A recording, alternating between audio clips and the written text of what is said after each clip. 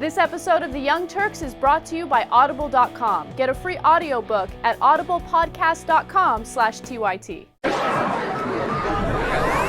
Okay, so researchers from the University of Virginia and Harvard wanted to find what women's preferences are when it comes to men. Okay, what kind of response do women like from men, right? So what they did is they used respondents from the University of Virginia. All of them are females, right? And they asked those women to supply their Facebook pages. So what the researchers did is they told the women that men rated them based on their Facebook page, right? So the men would either say that they're interested in the women, they're not interested in the women, or they're indecisive, right? And by interested, I mean not physically interested in the women.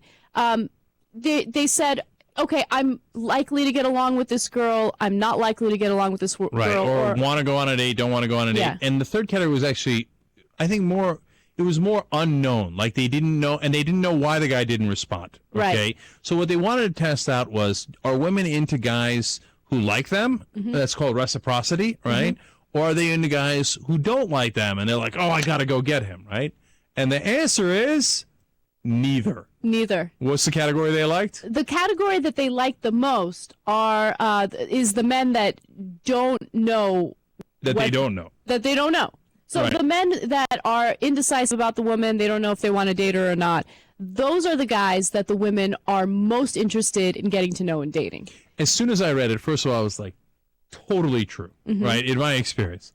Second of all, it makes me so angry. I just cannot play that card, right? Please. Okay, no, because they have the guys who are mysterious. Come on. That's what every woman loves. They're like, what is he thinking? Does he like me? Does he not like me, right? He's a strong, silent type. I don't know. He's thinking about the football game. He's thinking about this or that. Silent. Or he's thinking about banging you, but he just hasn't said anything, right? But me, I could never play the strong, silent type. I mean, I come in strong one way or another, right? But I can't do silent. So I would always lose out in that, right? And turns out, and as you see from the study, I've been playing it wrong the whole time. No, but it's interesting because, first of all, this study is extremely limited, okay? They had a very, very small sample, and they're all from the University of Virginia. No, so, I got you. But I totally believe. No. Okay, I believe it to some extent, right? But also, here's what I'm not buying, okay? So the second group of men that the women were most interested in were the men that were open and honest about liking the women, right? Right. I was surprised by that, and I'll tell you why. A lot of women don't like guys who tell them that they like her right off the bat, right? Like if I'm dating a guy, we go on a couple of dates, and he tells me immediately, "You're beautiful, I want to keep dating you." All of a sudden, I'm like, oh. Okay, it's terrible, but it's true. But here, look, that's where I think the study had flaws. Now, it's UVA girls. Of course, it's a bit more sample that's better, but I believe that part of it. The problem with the study is that they asked if they like the guys, right? It's different to ask a girl if they like the guy or if in reality they like the guy. You see what I'm saying? Yeah. Their actions could be different. If they say to you, okay, this guy doesn't like you and this guy does like you, which one do you like? You might answer, all right, well, then the guy who likes me, right? But in the real world, that's not how it works. They don't ask you, right? You just kind of turned on by that guy, and for reasons you can't understand, not turned on by that other guy, right? But that's not how you would answer in a question.